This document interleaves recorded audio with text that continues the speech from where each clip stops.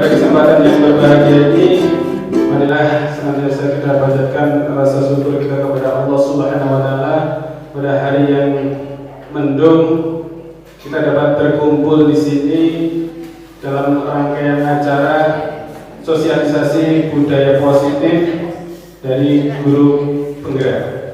Untuk itu nanti saya minta kepada Bapak Ibu sekalian sama-sama kita belajar dan nanti kita bisa memahami dari apa yang diberikan dari Kementerian Pusat kepada kita. Harapannya kita semua nanti bisa meneladani apa yang sudah disampaikan dari Kementerian Pusat tersebut.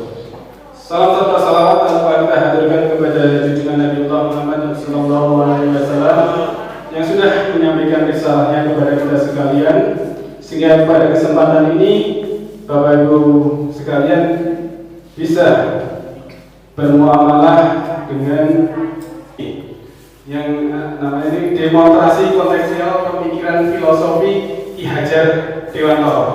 Mari nanti kita simak apa saja pesan-pesan yang disampaikan dari Ki Hajar Dewantoro kepada kita ya, yang sudah hampir 1 abad lamanya. Ini adalah wajah kecil dari Ki Hajar Dewantoro.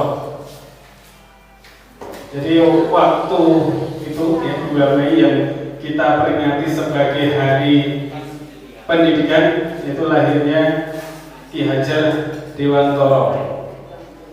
Sebenarnya memang berasal dari bangsawan, karena ada gejolak politik akhirnya menjadi tawanan ataupun dibuang di Nederland.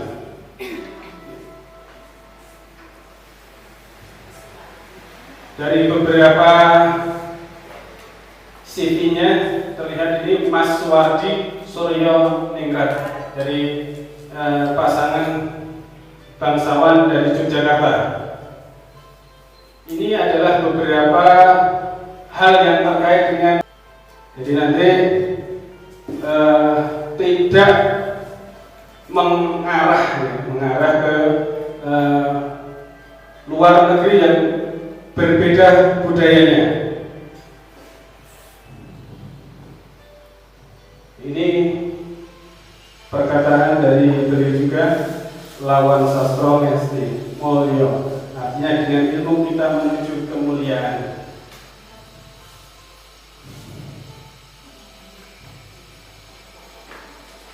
Anak-anak hidup dan tumbuh sesuai dengan kodratnya sendiri.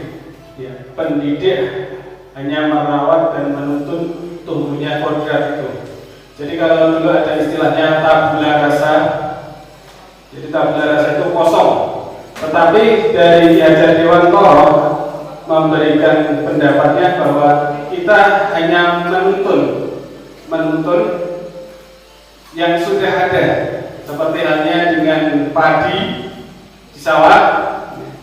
Jadi kita tinggal menyemai, kemudian nanti memberikan pupuk.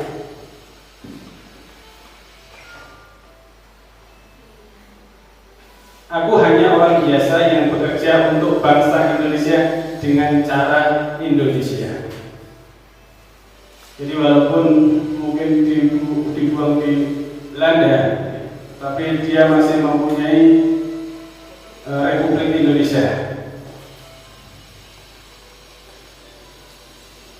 Dengan mendirikan sekolah taman siswa di Yogyakarta, yang masih kosong bisa diisi. Enggak? Nah,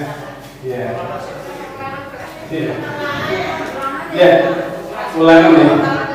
Mari kita sama-sama bermain terlebih dahulu. Ini tadi saya sudah yang main 1 ya, tidak apa-apa. Ya. Coba Bapak Ibu sekarang ya, ada sesuatu yang berharga dalam genggaman tangan panjenengan? Ada ya? Coba ilustrasikan genggaman tersebut. Uang, monggo. Salah satu uang ya.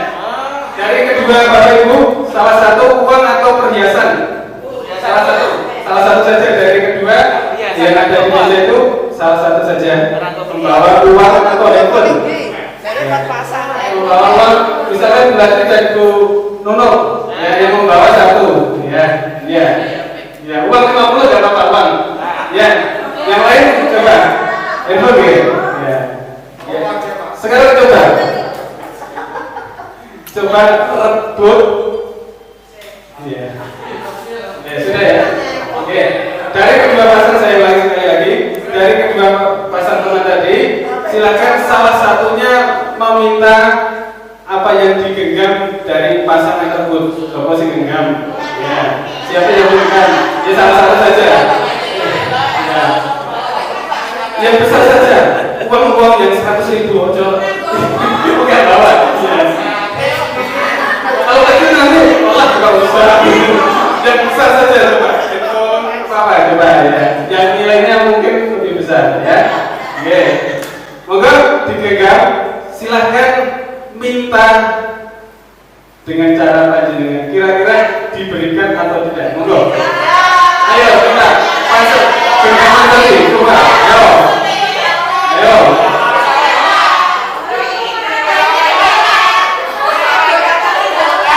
Ayo. Coba kita sesuai dengan bisa memaksa, bisa memberi ini ya.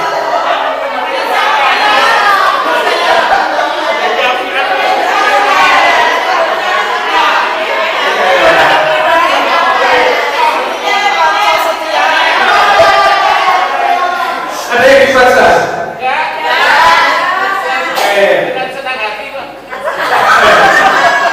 Kira-kira sekarang Pak Nur, tadi sudah ya, kira-kira diberikan atau tidak?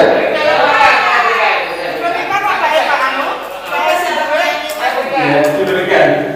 Berarti tadi, kira-kira diberikan nggak?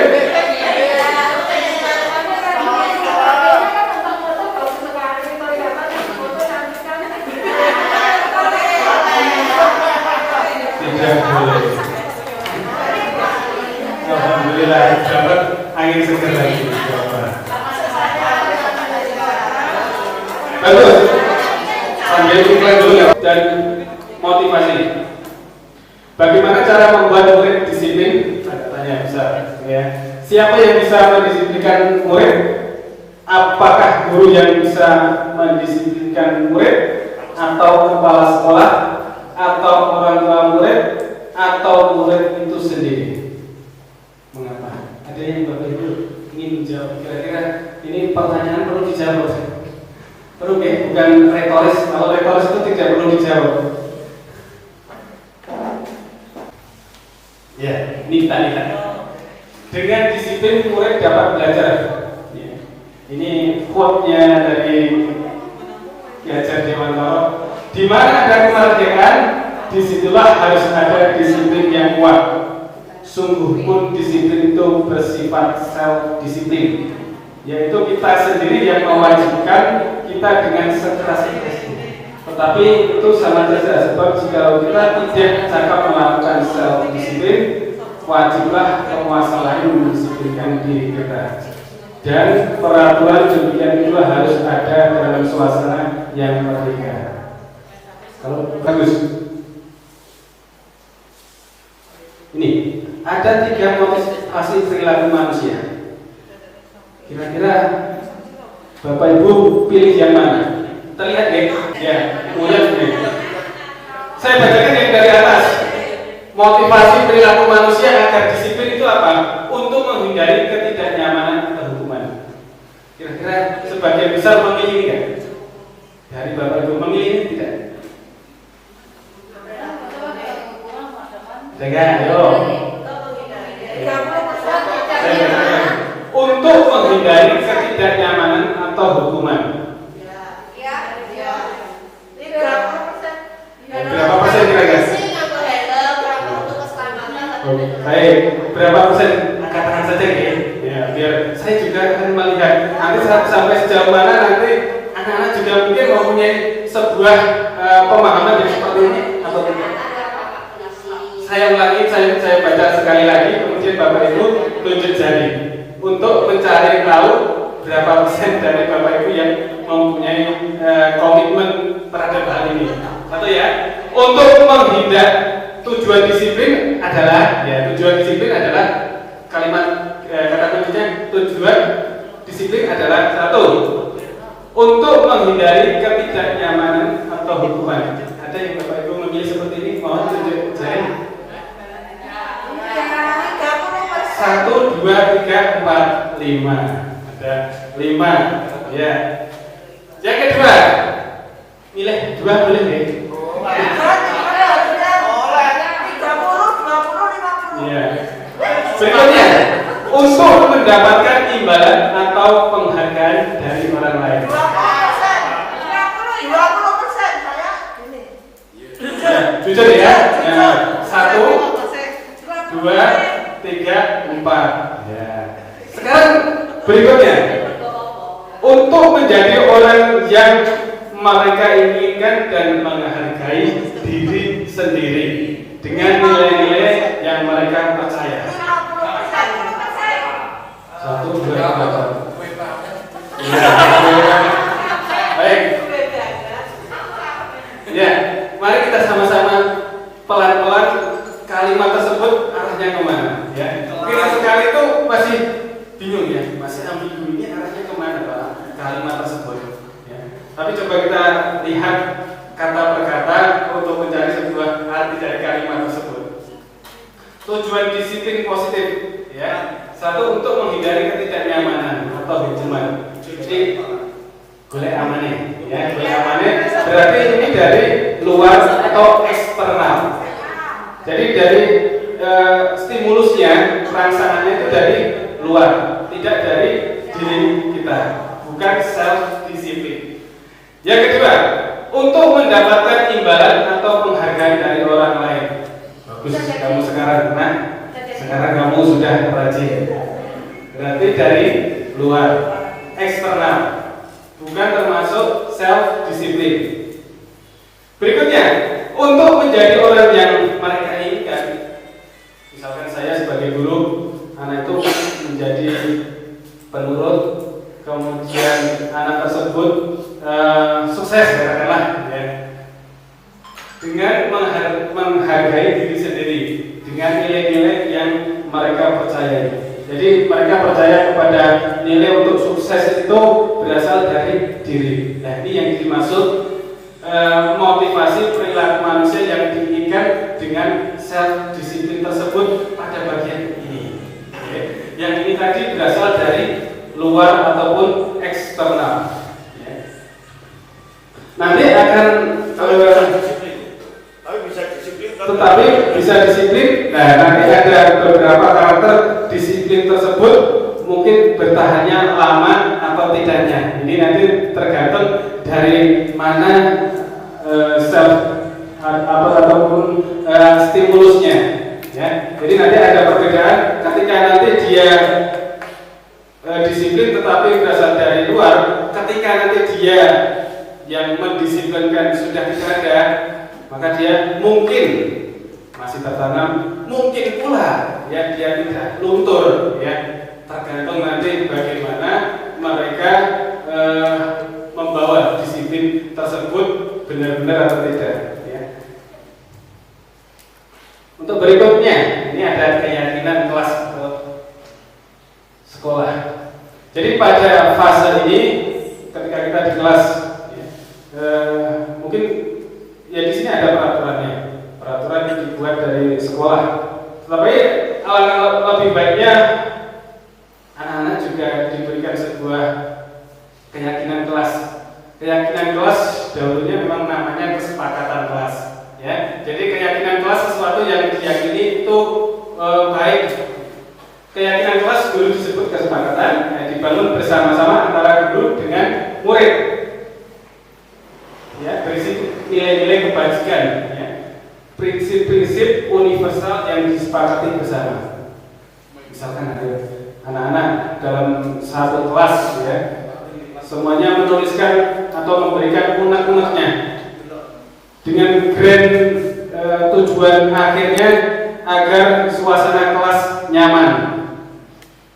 Agar suasana kelas nyaman. Apa saja yang perlu diberikan keyakinan kelas, kesepakatan misalkan menuliskan atau memberikan kita tulis di papan tulis atau memberikan sticky notes kita tempelkan, kemudian kita sepakati bersama. Ada konsekuensinya juga, ya. Jadi curahan hati dari anak-anak tersebut kita ambil, kita peras lagi, kira-kira yang disepakati bersama itu apa? Misalkan banyak anak yang sebagainya, ini adalah sebuah keyakinan yang disepakati bersama, kemudian muncul dari anak-anak tersebut, ya. Muncul disepakati bersama, ada konsekuensinya. Konsekuensinya juga positif harapannya. Misalkan melanggar dari apa yang menjadi kesepakatan atau konsekuensi, membaca surat atau membaca Yasin ataupun nanti bisa membersihkan sampah yang ada di lingkungan. Jadi yang sifatnya positif. Ini kenapa? Sedangkan peraturan kelas cenderung memerintah, sehingga seorang siswa hanya menaati peraturan dengan hukuman yang melanggar. Harapannya dari apa yang sudah dibuat kesepakatan, konsekuensi juga ada. Adalah seperti itu, oke. Dan akhirnya nanti akan timbul sebuah hal yang mungkin kurang baik, malah dia down, nggak mau sekolah dan lain sebagainya. Ya. Mungkin tergantung nanti dari konsep hatinya itu, lembut atau keras. Ya. Kalau keras mungkin malah berani nantang bapak ibu guru. Dulu bahkan ketika saya sekolah itu banyak mobil bapak ibu guru itu brand semua. Karena apa? Ini ada yang mungkin ingin diperhatikan, ya, tapi dengan cara yang lain, ya. Akhirnya tidak terima.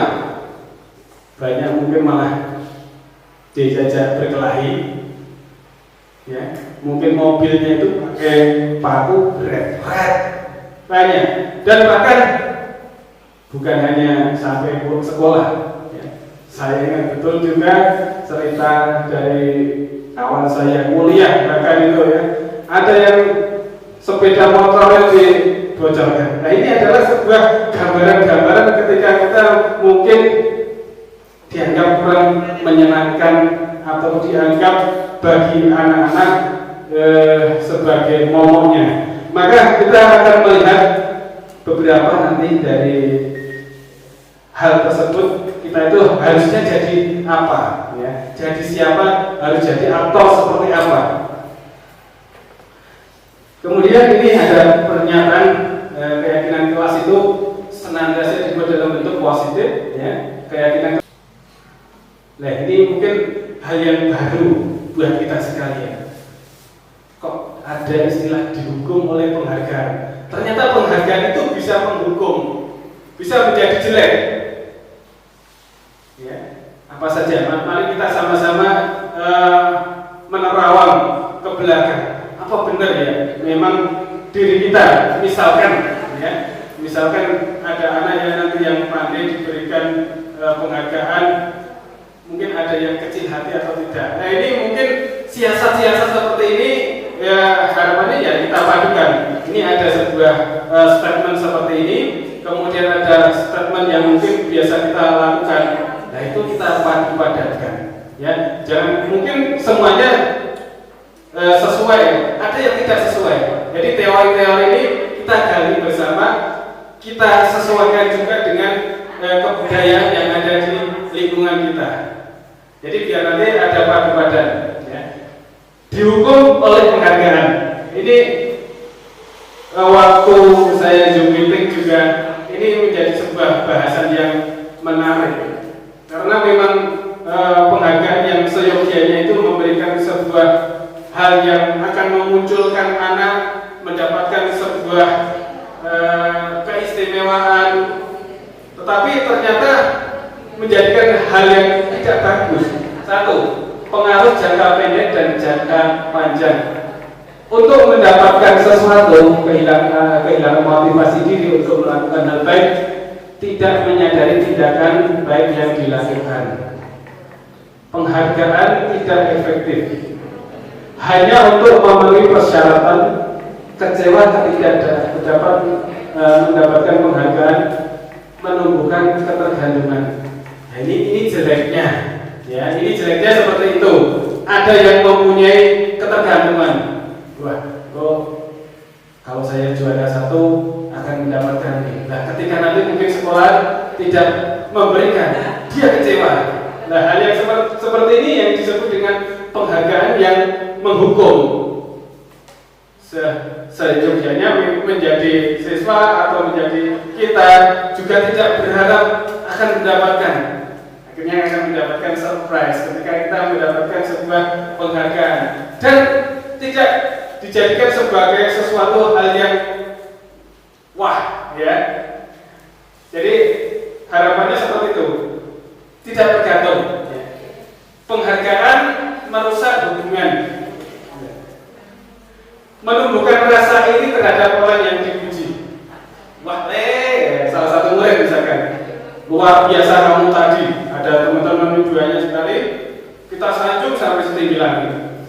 Ada temannya yang rivalnya, katakanlah nomor 2, dia mungkin akan merasa menjadi kecewa. Nah, ini yang disebut penghargaan itu menghukum, ya. Mari nanti kita sama-sama pelajari, kita endapkan sendiri, ya. Hal tersebut itu patut, tidak patut, layak atau tidak layak, kita bisa mengukur hal tersebut. Penghargaan mengurangi ketepatan. Nah, ini ada yang kadang-kadang ada yang memberikan sebuah hukum. Ini hukuman, salah satu hukuman vs sanksi atau konsekuensi. Sesuatu yang menyakitkan harus terjadi hukuman. Perbedaannya yang mana? Ini kita membuat anak fisik maupun nanti untuk jangka waktu lama ini membuat anak merasa tidak nyaman, ya, sanksi. Membuat anak sakit hati, ya, hukuman. Anak membenci kedisiplinan, anak menghargai kedisiplinan. Tapi ini semua mungkin kondisional. Kadang-kala terjadi, kadang-kala tidak terjadi, tergantung mulai dari anak tersebut juga, ya. Jadi selain faktor-faktor X, ya, ini paksaan, hukuman paksaan, stimulus ataupun rangsangan tadi, dorongan, mendorong anak menyakiti diri sendiri, mendorong anak untuk mudah menyesuaikan. Konsep diri yang manusia sebenarnya memenuhi kebutuhan dasar, sama halnya dengan kita. Ada beberapa kebutuhan dasar tersebut. Nah, anak juga mempunyai kebutuhan ini, kesenangan, kebebasan, penguasaan, kebutuhan bertahan hidup dan cinta dan kasih sayang. Tadi sudah saya contohkan kasih sayang. Kadang-kala anak ingin caper. Ternyata dia ingin diperhatikan. Kita menjadi guru bagaimana, ya, posisi kita. Kadang-kala ya diperhatikan, kadang-kala jangan sampai nanti saling sampai ketergantungan. Ini kebutuhan bertahan hidup. Ada anak kita juga yang sampai seperti ini. Mungkin ada yang kemarin kita dengar ceritanya mau makan saja sulit, ya, karena orang tuanya juga tidak ada. Akhirnya makan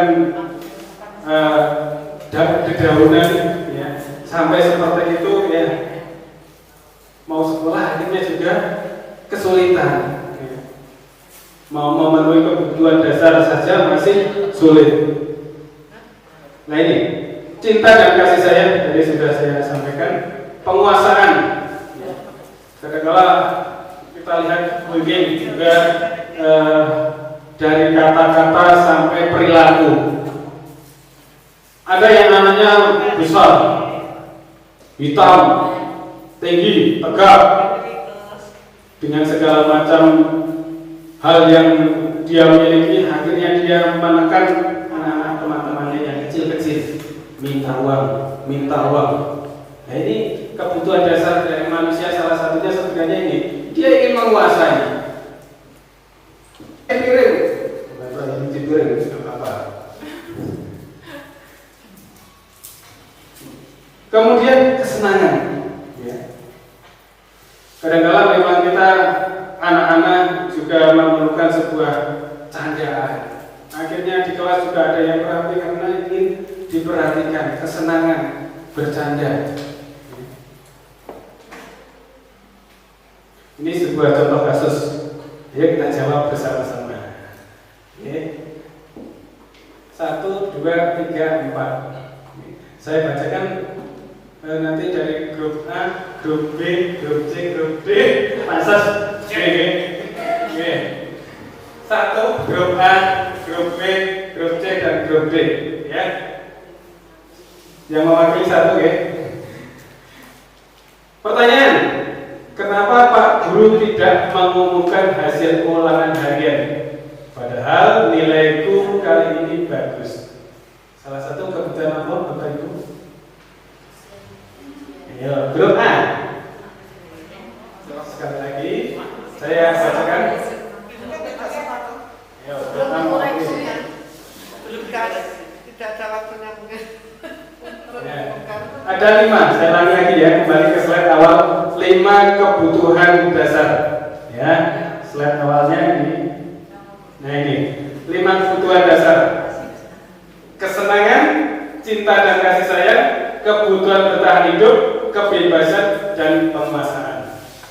Ya, dari kebutuhan dasar itu 4 tadi kira-kira masuk pada kebutuhan yang mana? Namun dilihat. Ya. Slide-nya saya ganti lagi ke tadi. Nah, pertanyaan grup A. Kenapa Pak Guru tidak mengumumkan hasil ulangan harian? Padahal nilaiku kali ini bagus. Apa? Dia kira-kira ingin apa tadi sebenarnya? Besar. Kenapa Pak Guru cara Kesenangan. Pak? Penguasaan, Pak. Iya, kita lihat lagi kira-kira dia ingin apa sebenarnya? Ingin kebutuhan bertahan hidup, ya. Dia ingin ini di antara kesenangan dan kebebasan, ya. Jadi kesenangan dia ingin mempunyai sebuah pembelajaran yang tidak hanya itu saja.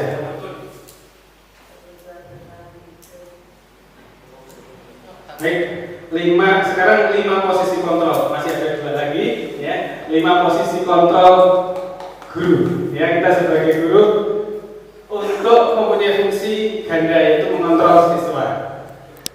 1, penghukum, pembuat orang merasa bersalah, teman, monitor, manajer. Kira-kira dari ini saja bisa dipahami belum? Belum, ya? Yang disebut menghukum itu apa? Pembuat orang merasa bersalah itu apa? Teman, monitor, manajer. Nah, kita lihat penghukum. Penjelasannya menggunakan hukuman fisik dan verbal. Lebih sering berkata, ya ini, anak datang terlambat. Sudah lari-lari dari arah barat dan arah timur. Mas Odi sudah mau menutup gerbangnya. Mas, lari tanpa cuci tangan, langsung lari. Ada Pak Sas di situ. Kira-kira Pak Sas nanti aktornya sebagai apa kira-kira di sini? Atau menjadi teman, menjadi monitor atau manajer? Tergantung dari yang disampaikan Pak Sas. Coba kira-kira jenenge sapa sing kira-kira sering nakal? Oh iya. Ya, itu saya minta dari sini, dari perwakilan sini. Ya. Ya, Takun, Mas Ewu bisa maju. Nah, aku sebagai murid.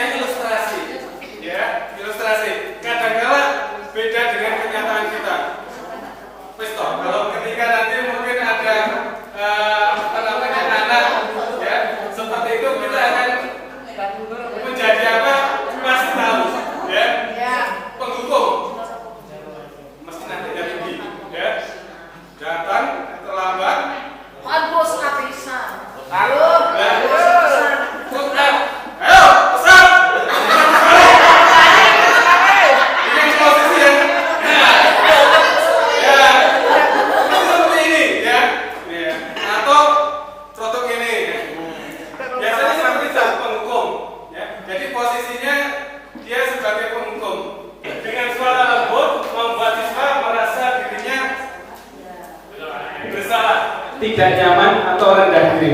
Wah, kami nak karo Sokan apa? hari nada lembut. Akhirnya seperti itu ya. Contoh kalimat saya kecewa deh. Kenapa kamu datang terlambat? Nadanya datar. Apa yang bisa membuat saya bangun?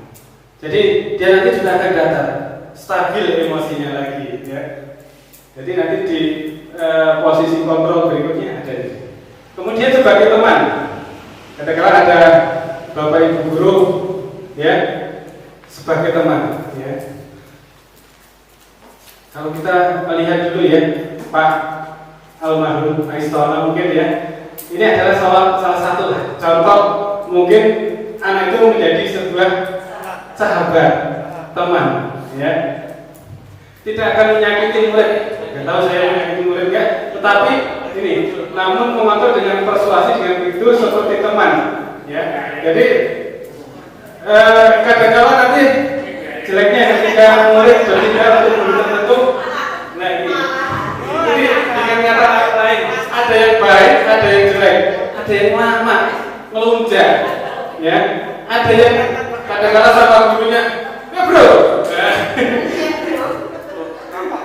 nah ini ada atau tidak? Mestinya nanti kalau dia mempunyai posisi seperti ini, kebanyakan siswa sekarang atau ya mungkin mulai saya menjadi guru ini banyak sekali terjadi. Jadi ada yang anak itu mungkin karena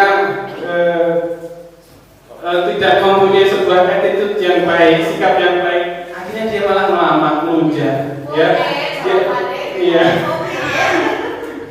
ya bro, kalau sama bapak ibu gurunya, ya bro, nah ini yang tidak baik. Kemudian menjadi monitor, pemantau. Dia bertanggung jawab atas siswa yang diawasi dengan berpedoman pada sanksi atau konsekuensi sehingga dapat memisahkan hubungan pribadi dengan murid. Ya, dilihat saja mungkin ada anak mungkin berkelahi atau terlambat. Jangan itu mereka apa itu ya. Jadi menjadi pemantau, melihat saja. Kemudian ini manajer itu semuanya ya. Jadi adalah proses mentor di mana guru berbuat sesuatu bersama dengan murid, mempersilahkan murid mempertanggungjawabkan perilakunya. Nah sekarang gimana? Kamu sudah terlambat. Apa yang bisa kamu lakukan sesuai dengan konsekuensinya? Ya. Dia menjadi manajer ya, mengungkapkan pendapatnya. Saya akan tidak mengulangi Pak. Saya akan mengikuti tata tertib dengan baik. Saya akan menjalankan segala konsekuensi. Ya, misalkan mau membaca surat, ya. Jadi konsekuensinya yang positif. Ini contoh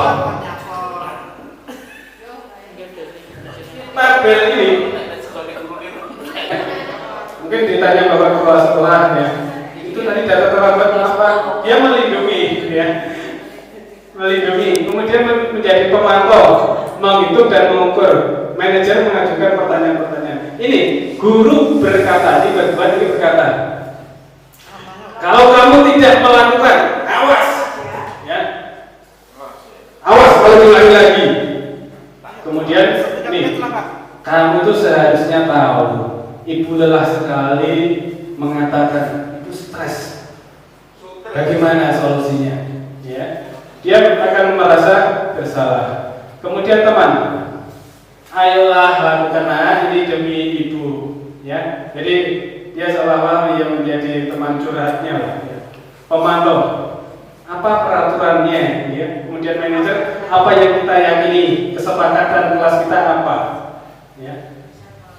Bisa kalau kita kerjakan untuk memperbaiki kesalahanmu. Ya. Ini hasilnya. Memberontak, hasilnya dari anak tersebut memberontak, menyalahkan orang lain dan berbohong, menyembunyikan berbuat orang merasa bersalah, menyembunyikan atau menyangkal berbohong. Kemudian kalau dengan teman ada ketergantungan. Kalau nanti tidak ada Pak Kun Suroso, misalkan, wah saya tidak selamat dengan SMP 1 Pelawasan ini. Ya. Kemudian pemantau yang bisa menyesuaikan diri bila diawasi, ya. Menguatkan pribadi. Ini siswa berkata, biarkan saja, nanti juga marah-marah lagi. Ya, ini bilangnya seperti itu.